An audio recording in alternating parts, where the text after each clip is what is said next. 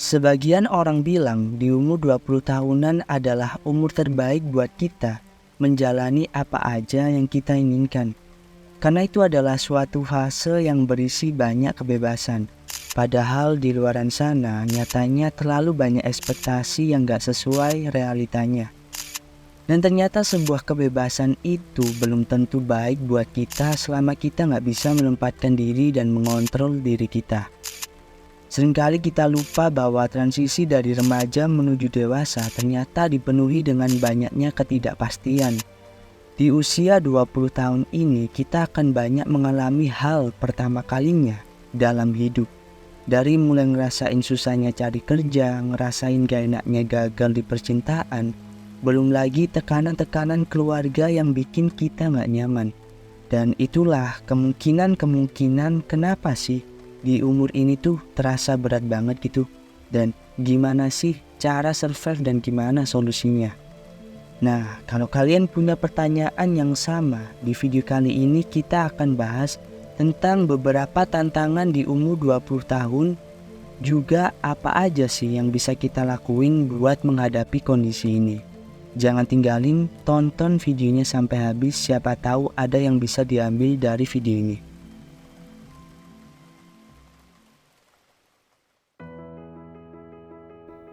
Kenapa sih di usia 20 tahunan adalah fase yang paling berat? Jeffrey Arnett adalah seorang psikolog yang sebenarnya udah mendefinisikan dan meneliti fenomena ini dan menyebutnya sebagai emerging adulthood, yang artinya yang kita rasain itu adalah masa transisi yang biasanya terjadi dari usia 18 sampai 29 tahun. Nah, di masa ini orang itu nggak bisa disebut remaja dan juga nggak bisa disebut dewasa. Ya karena mungkin masih nyari duit, belum punya tanggung jawab sebesar itu. Bahkan masih banyak yang numpang orang tua. Apa-apa masih belum bisa mandiri, belum punya istri bahkan anak, jadi belum sepenuhnya dewasa. Terus kenapa sih di usia 20-an itu berat banget? Seperti yang udah aku jelasin dari awal, menariknya di fase ini adalah usia 20 tahun itu dipenuhi dengan kebebasan. Tapi paling buruknya karena kebebasan ini ya bikin hidup kita jadi nggak pasti. Jadi makanya banyak orang yang overthinking, nggak pede, stres, dan lain-lainnya gara-gara mikirin ketidakpastian ini. Ya karena kita belum cukup bijak untuk ngasih keputusan buat diri kita sendiri di umur ini. Jadi 20-an itu adalah usia yang unik tapi berat. Di satu sisi kita berada dalam kebebasan dan banyak pilihan, di satu sisi juga dipenuhi dengan ketidakpastian yang kalau kita nggak bisa menangani dengan baik, ya hidup kita akan jadi fucked up. Cara survive dari masalah usia 20-an. Nah, dari yang udah beberapa kali aku sebutin, aku yakin beberapa di antara kalian masih ngerasain hal-hal itu tadi. Nah, sekarang gimana sih cara survive dari masalah di umur 20-an? Ada satu sih yang perlu banget digarisbawahi, yaitu kita harus belajar untuk investasi ke hal-hal baik dalam hidup. Tentunya dalam hal ini yang buat menuju ke good life ya. Tentunya juga ngomongin tentang hidup yang baik itu sangat subjektif. Tapi setiap orang punya kondisi dan keadaan yang beda-beda. Setelah ini akan ada pertanyaan buat kalian yang bisa kalian jawab sesuai dengan kondisi kalian masing-masing. Buat tahu apakah kalian udah berada di titik aman buat survive di umur 20-an. Pertanyaan ini aku ambil dari materi 1%, yaitu salah satu channel favoritku yang akan aku sampaikan lagi di channel ini. Pertanyaan level 1. Ini sebenarnya harus dan wajib ya dipunyai oleh semua orang. Pertama, kalian bisa makan dengan cukup gak setiap hari? Kedua, punya tempat tinggal yang proper dan layak gak? Yang ketiga, kalian punya pakaian buat ngelindungin kalian dari kedinginan atau enggak? Yang keempat, yang biasanya dilupain nih, apakah kalian punya support system yang oke, alias gak toksik? Minimal satu aja lah, keluarga misalnya. Yang kelima, kalian paham gak sih etika dan sopan santun dalam bermasyarakat? Paling gak paham attitude dan menempatkan diri di tempat kerjaan. Yang keenam, apakah cash flow kalian aman? Dengan kata lain, pemasukan lebih banyak dari pengeluaran. Nah, ini nih banyak banget nih yang minus, yang pengeluarannya tuh lebih besar dibanding pemasukan. Ya, jadi bikin punya utang, nggak bisa bayar, terus jadi masalah lagi. Nah, kalau kalian dari semua pertanyaan ini tadi ada yang belum oke, berarti level 1 kalian masih belum aman.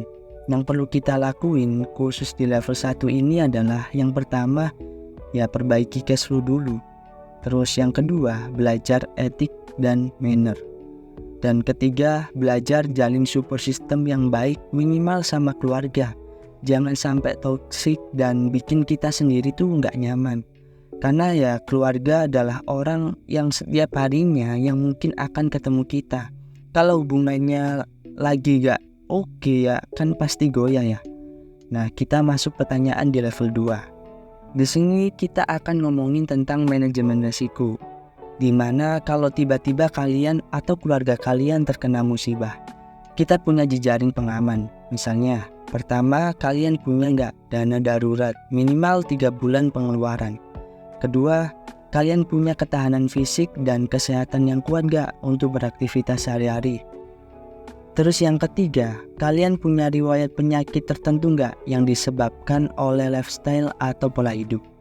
Yang keempat, kalian punya asuransi atau enggak, BPJS misalnya, atau yang lain yang bisa backup kalian di situasi tertentu.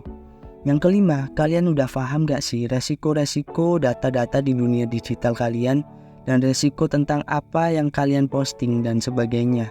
Nah, jangan sampai nih, dari 5 pertanyaan ini tadi, kita itu udah jompo, gak punya dana darurat, gak punya asuransi, terus gak tahu resiko apa aja yang akan kita dapat ketika posting data digital kita dan lainnya. Dan itu berarti manajemen resiko kita itu tuh belum benar. Oke, selanjutnya di level ketiga ini lebih ke life planning sih. Di level 3 ini intinya karena udah lebih stabil kehidupannya, ya kita tinggal mikirin buat tetap happy, healthy, dan produktif. Ya intinya gimana caranya kita happy dalam hidup sih. Harusnya kalau kalian adalah Gen Z dan hidup di kota besar, ya maksimalin apa aja hal-hal baik yang bisa kita dapat di situ. Mungkin bisa kuliah, bisa belajar, bisa kerja. Intinya lebih ke produktif aja. Pertanyaan yang bisa aku ajuin di level 3 ini adalah, yang pertama, kalian bisa nggak mengendalikan emosi dan overthinking kalian? Yang kedua, kalian ngerasain hidup kalian kosong dan gitu-gitu aja nggak? Yang ketiga, kalian tahu nggak harus ngapain kalau misalnya lagi stres? Yang keempat, kalian punya nggak sih pekerjaan atau side hustle yang sesuai dengan passion? Yang kelima, kalian udah punya pasangan atau temen yang baik, yang oke atau belum? Dan yang terakhir, kalian udah tahu cara memanage uang atau belum? Nah, kalau misalnya dari sekian banyak pertanyaan tadi ada yang belum ada, itu artinya ya kita harus mengevaluasi life planning kita. Yang bisa jadi plan hidup kita itu masih belum sesuai tuh di situ. Aku bisa bilang kalau kita udah stabil dan ada di posisi level 3 itu, kita sudah masuk bagian dari 1-10% orang-orang yang hidupnya udah meaningful. Untuk masuk ke level 4, ya singkatnya tentang bangun aset, ngembangin bisnis dan lain-lainnya, itu lebih bisa gampang gitu buat melangkah. Nah, semoga dengan adanya knowledge ini seenggaknya kita jadi tahu tuh dan belajar posisi kita tuh sekarang ada di mana sih. Biar kedepannya tuh kita bisa satu demi satu mencapai itu semua. Biar ya di umur 20-an ini kita melek banget sama pentingnya kestabilan hidup dan bikin masa tua kita tuh jadi lebih happy. Oke, terima kasih udah nonton video Welcome to Your 20s ini. Semoga ada yang bisa dipetik meskipun sedikit. Seenggaknya pelan-pelan bisa jadi lebih baik. Jangan lupa like dan subscribe kalau kalian suka konten ini, dan jangan lupa share biar lebih banyak orang yang tahu. Sekian, aku Jody, sampai ketemu di video selanjutnya. See you.